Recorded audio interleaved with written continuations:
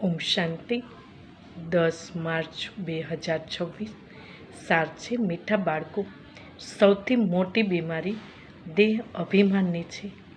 આનાથી ન ડાઉનફોલ એટલે પતિત થવું છે, એટલે હવે દેહી અભિમાની બનવું. પ્રશ્ન છે, આ બાળકોની કર્માતીત અવસ્થા ક્યારે થશે?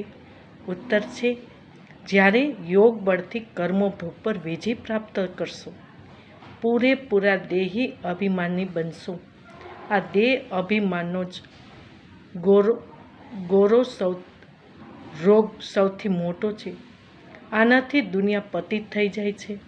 દેહી અભિમાની બનવું તે ખુશી, તે નશો રહે, ચલણ પણ સુધરશે. ગીત છે, રાત કે રાહી થક મત જાના, શુભ કે મંજિલ દૂર નહીં. ઓમ શાંતિ.